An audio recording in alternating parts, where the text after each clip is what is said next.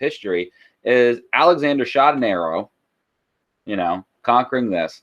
And then Evelyn went back and painted a bullseye around it because it's like, oh, well, Alexander spread Greek culture. He made the Hellenistic world and all of that. But really, that was just kind of an accidental byproduct. He wasn't aiming at that target. No, the target was painted around afterwards. So that's one thing we want to keep in mind, because one of the big reasons why people call him great is the fact of the pan-Greek civilization he created with Hellenism. Okay, so the Hellenistic world. So one of the things that Alexander could do, and make sure you have your notaroonies out, my cherubs, is the fact that he united diverse peoples. His father first united the Greeks after the Peloponnesian War. Then he unites Egypt, Asia Minor, the Holy Land, so Judah, Israel, the Persian Empire, even going up into modern day Pakistan, historical India, going up into, modern Afghanistan and places like that, places that hadn't been conquered, since then. So all of these people are brought together and they wind up having unifying aspects of them. And so how does he do this? Well, just like you had in question 4 of your homework, they kept on building cities. We saw on the map yesterday how Alexander the Great constantly was building cities named Alexandria, with the exception of Alexandropolis and then Bucephala, named after his fallen horse. But then, as Shania said in the as we went over, which I love how she added this, those cities, they needed people with certain talents and skills. People that were architects, people that were artists, people that could work in the government, people that had all sorts of valuable skills, engineers, philosophers. And, well, there are so many of those people in Greece. So those Greeks were encouraged to move to the different Alexandrias, the different cities within this new Hellenistic world. And then those people, many of them not already having families because they just moved across the world, wound up meeting local women and got married. They fell in love, got married. And this is something that Alexander encouraged. Sometimes he'd drop his men off and say, you fought for me for a good while, take a rest, meet someone nice, get married. And so then those kids are half Syrian, half Greek, half Persian, half Greek, half Egyptian, half Greek, half Indian, half Greek. So we see this heritage spreads, and then we have these relations among this whole entire region. All right. So he builds a unified culture by having people move there and get married. And here's the thing, though. This culture is not just Greek. It's so much more. And we use the term Hellenism to describe it because we have aspects. We have the Greek language going through this area. We have some Greek mythology going through this area, mixing in with what was already there, mixing in with the cultures, the aspects. So we get some pretty interesting things coming out of this time. And some of the greatest thinkers of the world are going to come from this time period of just growth and trade and people interacting with each other. It's pretty cool. And like I said before, Alexander, he made these cities. He named them after themselves. I'm going to check out that Alexandropolis, see when that was founded. See, this is a different one. So there's a different Alexandropolis. So the one that we had over here, I don't know if it was really actually, founded by Alexander, because it's just so strange that he named one strain differently, but I'll have to look that up more at another time. Now, these cities, though, they had people of their native cultures in them. So if we had an Alexandria and Bactria, guess what? Bactrians lived in there, and for where we have, present-day Pakistan, historical India, it was Indians going and ruling in there. Over here, Babylon, it was Babylonians ruling in there. But they spoke Greek for the government. Now, when you realize this is going to be one of the first times that this is going to happen. but we're going to see Greek being the language of government and trade through this whole large region. How would that help your civilization if you had Greek being spoken over here, over here, over here, over here, over here? How would that help? What kind of things, what kind of benefits would you have of having a common language across this whole entire region, which looks small on a map, but is actually gigantic for the ancient world?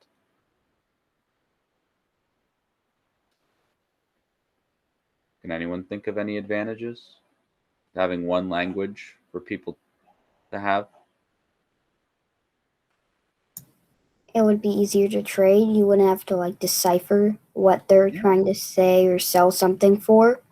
Beautiful, Danny. So first off, trade will be much easier because you have this common ground. So you're able to trade, so more trade happens. And anyone think of any other advantages?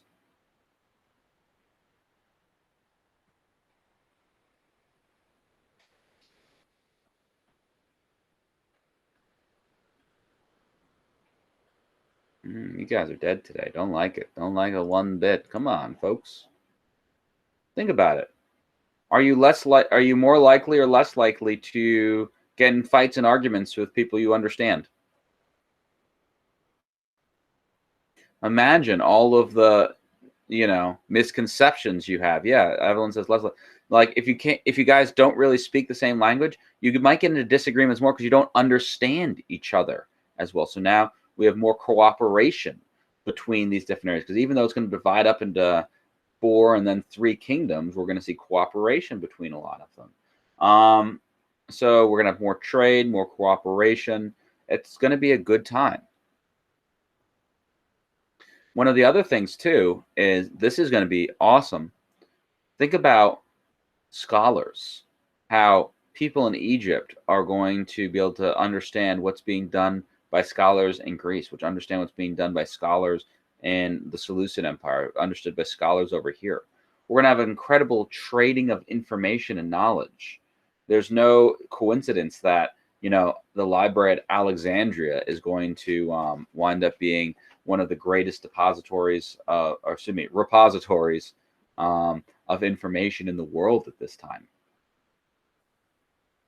So just a footnote, when we talk about Alexandrias, because we will talk a lot about Alexandria, we're going to be referring to the one in Egypt today, all right? And pretty much, this is going to be the most important Alexandria of all of the other Alexandrias. So just keep that in mind. And now we're talking about it now. So Alexandria, Egypt becomes the center of trade. It has 2 harbors in it, and it becomes the busiest harbors in the world. People from all over are going to come to Alexandria, Egypt. And it's going to be the place where if you want to get something from somewhere else, you go to Alexandria. It becomes a trade hub. Everyone goes to Alexandria because all of the goods go to Alexandria. So you have access to pretty much whatever you want in the known world at that time. It also becomes a center of learning. We're going to have some of the smartest, most amazing scholars there. And a lot of that's facilitated by the Library of Alexandria. The Library of Alexandria had this awesome policy where if you enter the Library of Alexandria, or you enter Alexandria, they would go and any books or scrolls or writings that you had, they would borrow them. When you came to Alexandria, Egypt, they'd say, "Oh, Michael, do you have any books or scrolls on you?" And say, "Oh, yep, I've got this one and this one." And they would say, "We'll take those." And they would do is they would go take them back to the library and copy them down word for word. Then they would keep the original and give Michael the copies. And because of that, though, we see this picture, just walls upon walls upon walls of scrolls. All of this information was saved, and scholars would go in there and they would, use it to study, use it to learn. We had this amazing spread of information. This right here is a painting. This is supposed to be Alexander the Great directing the building of the Library of Alexandria. This is completely a myth. Alexander was dead before the library was done. Ptolemy is the one who goes and has the library built. Oh man, we didn't talk about Ptolemy. Yeah, so Ptolemy, he winds up becoming the ruler of Egypt. And what happens is after Alexander dies, because he was pharaoh, he was supposed to have this huge funeral procession, and he goes throughout the empire. They embalm him, turn him into a mummy. And then Ptolemy, in the funeral procession, is going to steal Alexander's body so that he could be the next pharaoh. Oh man, I can't believe I didn't tell you about that yesterday. But anyways, so Ptolemy is going to be the most famous for the leader of Alexandria, and he's going to have this city built. He's going to have some other things done. He's going to have monuments lining the roads. We're going to have all these museums. He's going to build the Great Lighthouse of Alexandria as well. It's pretty cool and pretty wild what's going on in Egypt at this time. All right, so how do things change when we have Hellenism? Well, first off, the city-state is no longer a thing. You know, all the city-states are now united under, you know, a king. So we have kingdoms instead. Now, one of the really positive things that happened is we know many of the city-states were not very fair to girls. Women are going to get more rights. It's going to kind of be like they get some of the rights that Sparta had given them before. Education, property, you know, things start evening out. Now, they are not still completely fair, unfortunately. As many girls will tell you today, things still aren't completely fair, which is not right at all, but it moves in the right direction. Also, prior to Alexander, almost all of the art was dudes. And finally, girls start becoming a subject of art. Literature, girls are in it. Prior to this, the gods were typically the topic of a lot of literature. And now many regular people are. However, we will still have some awesome stories and myths done, like Jason and the Argonauts. This is actually an image from the film Jason and the Argonauts with them battling the skeletons. Excuse me, sorry.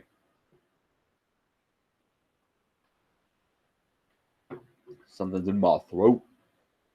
And Athens is going to kind of be like the de facto capital of a lot of this culture in some ways for theater, but really Alexandria, Egypt is going to be the most important. A lot of comedies written at this time. And one of the things is, so with the creation of these new cities, they pick Athens as kind of like the model, the prototype for them. So we're going to see a lot of them have similar architectural styles to Athenian architecture, which is going to be pretty cool.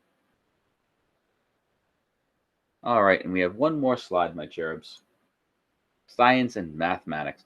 There are going to be so many discoveries and inventions because we have this shared knowledge. Archimedes is going to be my favorite. So many cool things. So we're going to have a lot with math. We're going to have a guy named Euclid, who's going to do a lot of geometry. Pythagoras, who some of you have done that whole, you know, Pythagorean theorem and all that. So those are going to be some mathematic powerhouses. Eratosthenes is going to be able to figure out the size of the world.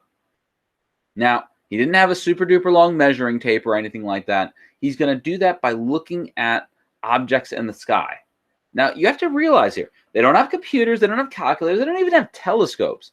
And Eratosthenes is going to very accurately calculate the size of the entire Earth just with his eyes and his brain power. I mean, I can't even imagine. Archimedes, he's, like I said, he's my favorite. He's going to have physics invention. You know, there's this great myth where a king can't tell if his crown is fake or real. And so he's going and given the idea, and he figures out, well, if it's pure gold, it will displace, and he figures this out in the bath, actually. Like, he's taking a bath, and he realizes, I move water when I come into this bath. And he figured out, well, pure gold moves this much water, and gold mixed with something like iron moves this much. And he's able to tell the king, no, this is how we know if your crown is real. And I think his crown was fake. You know, we've got this whole idea of like figuring out the lever going and how you can go and lift heavy things with, you know, enough, you know, with not much force. Hipparchus, he's going to go look at the stars, planets. We have the Hippocratic Oath at this time. Hypatia is super cool.